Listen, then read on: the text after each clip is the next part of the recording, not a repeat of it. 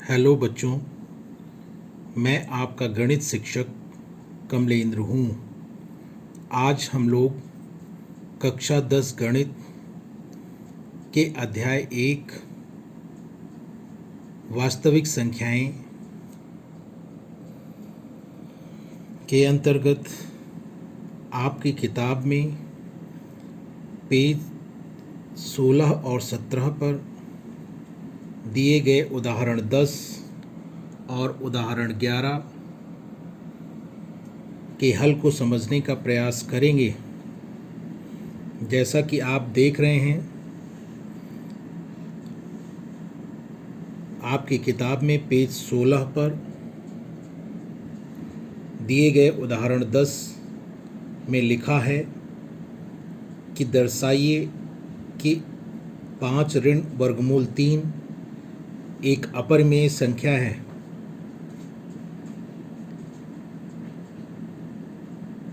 इस तरह के गणितीय कथन को सिद्ध करने के लिए हम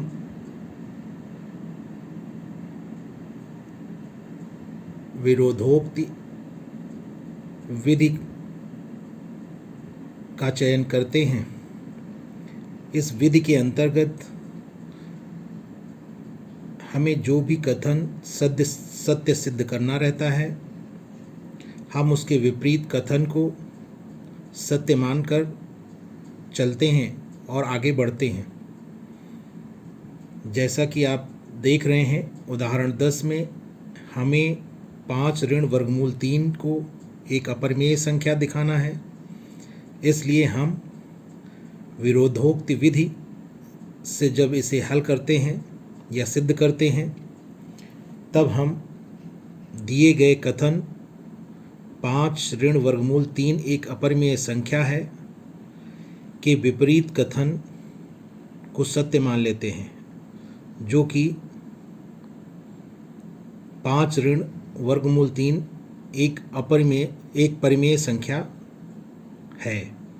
अर्थात हम मानते हैं कि 5 ऋण वर्गमूल 3 एक परिमेय संख्या है, और जब हम इसे एक परिमेय संख्या मान लेते हैं तो आप जानते हैं कि प्रत्येक परिमेय संख्या को p/q के रूप में लिखा जा सकता है, जहां पर p और q पूर्णांक होते हैं, साथ ही q 0 के बराबर नहीं होता है। ठीक उसी तरह से हम यहाँ पर 5 ऋण वर्गमूल 3 जिसे हमने परिमेय संख्या माना है, उसे हम a/b के रूप में इस प्रकार लिख सकते हैं।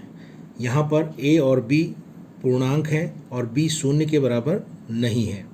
साथ ही साथ हम यह भी मानकर चलते हैं कि a और b सह अभाज्य संख्याएं हैं। और सह अभाज्य संख्या से तात्पर्य क्या है, इसका अर्थ क्या है, इसे भी हम समझ लेते हैं। हम a और b को ऐसी संख्याएं मानते हैं जिसमें एक के अतिरिक्त और कोई उभयनिष्ठ गुणनखंड नहीं होता है।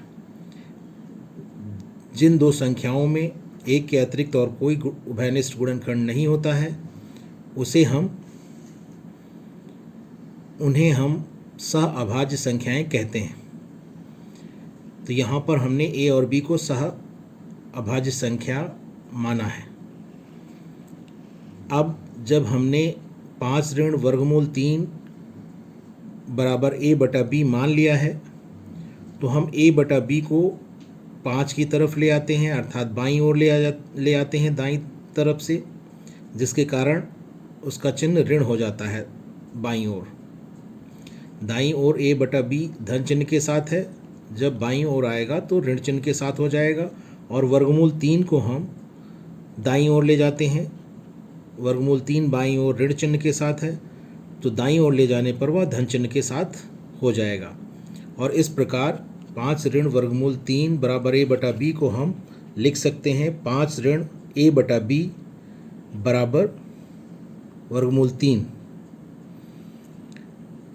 अब इस समीकरण को हम फिर से व्यवस्थित करते हैं, अर्थात जो दाएं पक्ष में लिखा हुआ है उसे बाएं पक्ष में लिख लेते हैं और जो बाएं पक्ष में लिखा हुआ है उसे दाएं पक्ष में लिख लेते हैं। इस प्रकार इस समीकरण को हम वर्गमूल 3 बराबर 5 ऋण a बटा b इस रूप में लिख लेते हैं।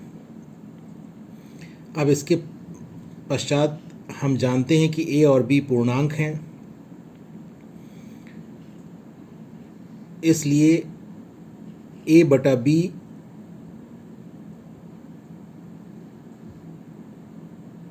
परिमेय संख्या होगा या होगी। a और b पूर्णांक हैं और b शून्य के बराबर नहीं है। ऐसी स्थिति में a बटा b एक परिमेय संख्या होगी। और 5 हम के बारे में हम पहले से ही जानते हैं कि वह एक परिमेय संख्या है, इसलिए 5 ऋण a बटा b जो कि दो परिमेय संख्याओं का अंतर हुआ वह भी एक परिमेय संख्या होगी। इसलिए हम यहाँ पर लिखते हैं कि चूँकि a और b पूर्णांक हैं, इसलिए 5 ऋण a बटा b एक परिमेय संख्या होगी। अब आप जानते हैं, यहाँ पर देख रहे हैं 5 ऋण a बटा b बराबर है वर्गमूल 3 के। इससे यह निष्कर्ष भी निकलता है कि जब 5 ऋण a बटा b परिमेय संख्या है तो वर्गमूल 3 भी एक परिमेय संख्या है या होगी।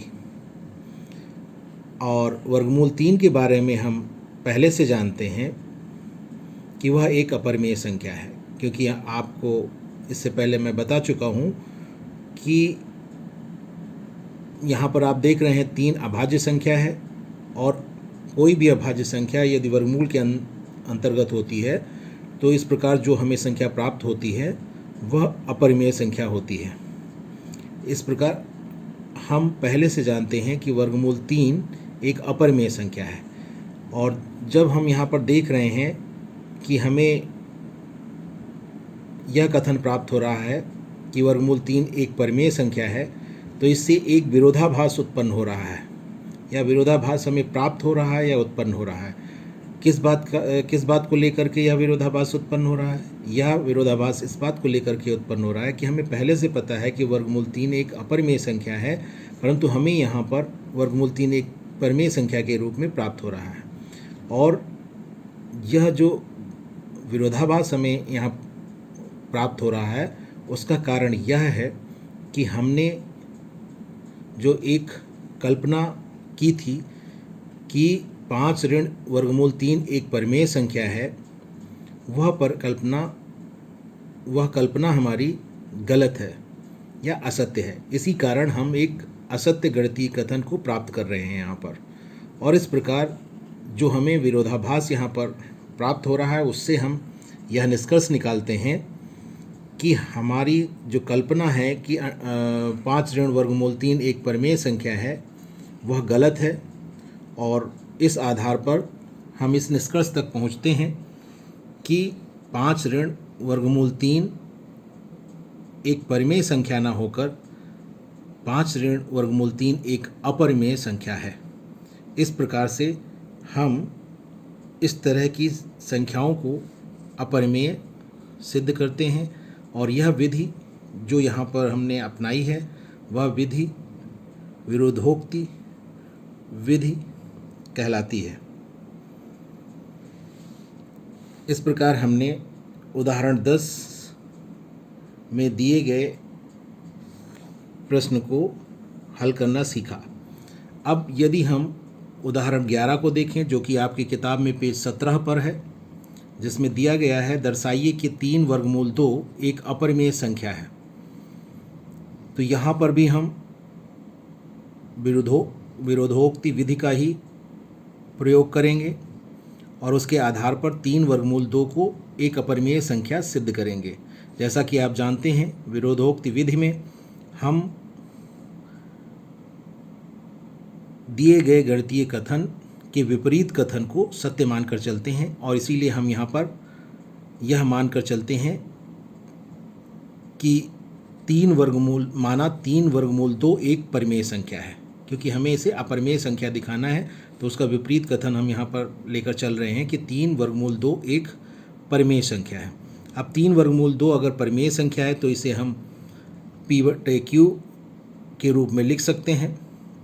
अब जब p/q के रूप में लिख सकते हैं जहाँ पर p और q पूर्णांक होते हैं और q शून्य के बराबर नहीं होता है, उसे ही हम यहाँ पर, क्योंकि √3 वर्गमूल 2 एक परिमेय संख्या है, तो हम 3 वर्गमूल 2 को a बटा b के रूप में लिख सकते हैं, जहाँ a और b पूर्णांक हैं और b शून्य के बराबर नहीं है।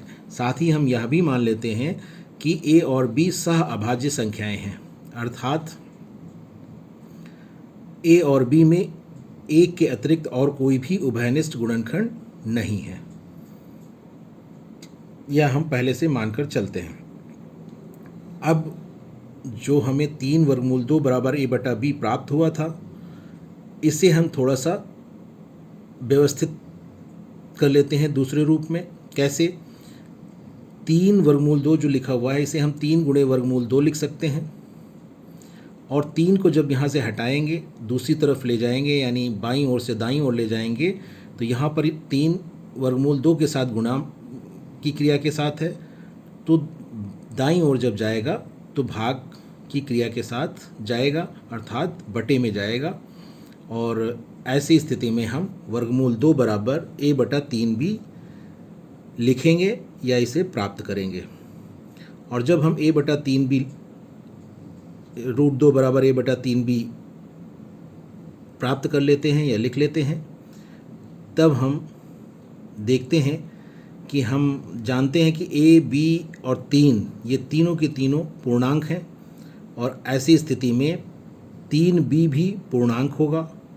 और इस प्रकार हम देखते हैं कि अंश और हर अंश में जो a है वो भी पूर्णांक है और 3b भी पूर्णांक है, क्योंकि दो पूर्णांकों का गुणनफल भी पूर्णांक ही होता है। तो यहाँ पर 3b भी पूर्णांक हो जाएगा। जब b शून्य नहीं है तो 3b भी शून्य नहीं होगा। इस आधार पर हम कह सकते हैं कि a बटा 3b एक परिमेय संख्या होगी या है। और जब दायां पक्ष एक परिमेय संख्या है तो बायां पक्ष भी परिमेय संख्या ही होगी, और इस आधार पर हम यह कह सकते हैं कि वर्गमूल 2 भी एक परिमेय संख्या होगी। वही यहाँ पर लिखा गया है। चूँकि 3, a और b पूर्णांक हैं, इसलिए a बटा 3b एक परिमेय संख्या होगी या है, हम ऐसा लिख सकते हैं। इसी आधार पर हम लिखेंगे कि जब a बटा 3b परिमेय संख्या है, जो कि दायां पक्ष है इस समीकरण का, तो यहाँ पर जो बायां पक्ष है वह भी परिमेय संख्या ही होगा, और दो परिमेय संख्याएं ही आपस में बराबर हो सकती हैं।